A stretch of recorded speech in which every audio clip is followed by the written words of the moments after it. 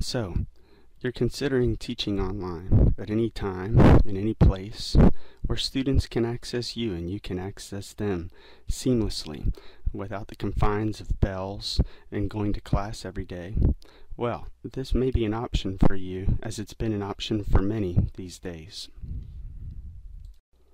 As you can see in this quick Google search, the online instructor gets 10,100,000 hits, and teaching online even more at about 87,100,000 hits.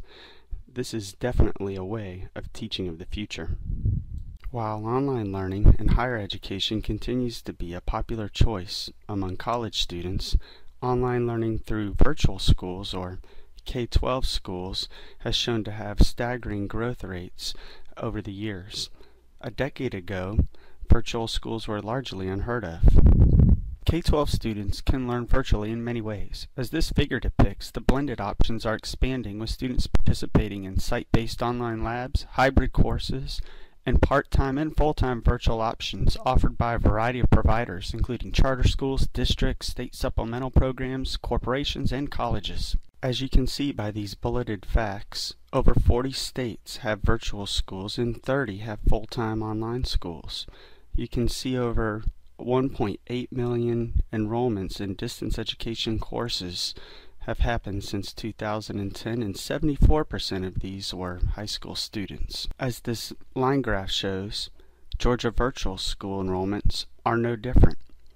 You can see in 2005 and 6, just a little over 2,800 enrollments, and how this has increased over the years to 2010 and 2011 with over 12,800 enrollments. When considering the effectiveness of the Georgia high school online courses, you can see pictured in this table that all but Math 2 have done very well in end-of-course tests. In 2008, the Department of U.S. Education released a meta-analysis of over 100 controlled studies, finding the same conclusion. On average, students in online learning conditions perform better than those receiving face-to-face classes. At Georgia Virtual School alone, over 100 courses will be offered in 2012 and 2013, taught by over 200 teachers. You can see courses will be offered in AP, career technical education, world languages, math education, science, language arts, health and PE, fine arts, and test preparation. Overall, the teaching workforce in virtual education is experienced. In this study, the majority of respondents have been online teachers from 1 to 5 years, but we are seeing an increase in years of experience as the field progresses. Interestingly, by cross-tabulating years of total teaching by years of teaching online, 12% of the teachers new to teaching online have never taught in face-to-face classrooms. Who is providing the training? Well, only 12% of brand new online teachers reported receiving university training compared to the 43% of teachers with 6 to 10 years experience. This could be an indicator that the more experience you have with online teaching, the more likely you are to seek out university-based training. The same findings apply to the use of personal learning networks, PLNs, or self-led training.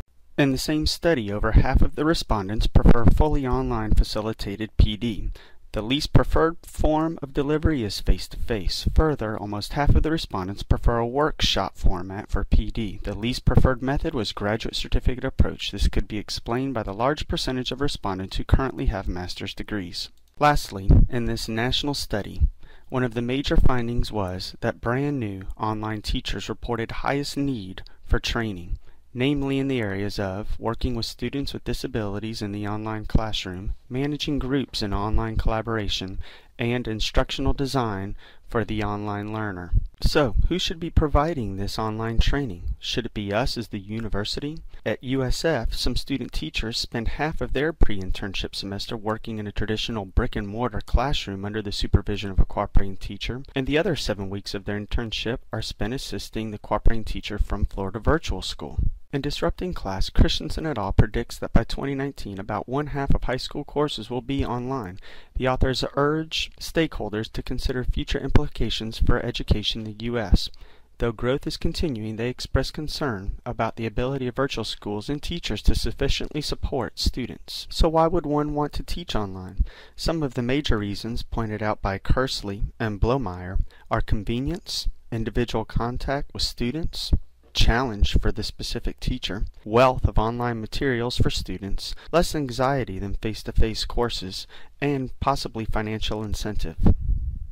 The same authors provide information in regard to who can teach online. Although these don't look like particularly demanding requirements, many otherwise excellent classroom teachers are unable to satisfy them. Some teachers have great difficulty establishing a routine of being online regularly and spending so much time interacting with individual students. Further, as we have learned in our online cohort, online teachers need to be proficient in using the basic elements of online courses, know characteristics of their learners, techniques for effective teaching, be able to evaluate the quality of the online program, and know the ethical and legal issues associated with online learning, and the accessibility issues.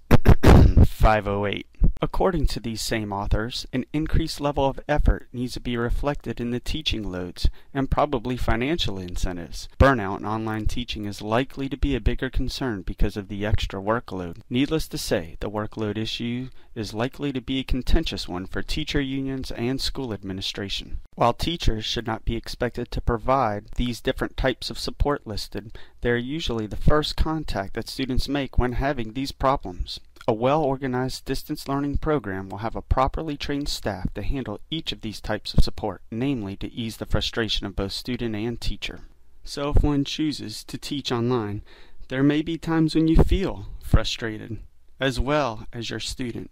But hopefully there will be times when you feel satisfied with the decision that you've made, and certainly the same for the student. Thank you for your time.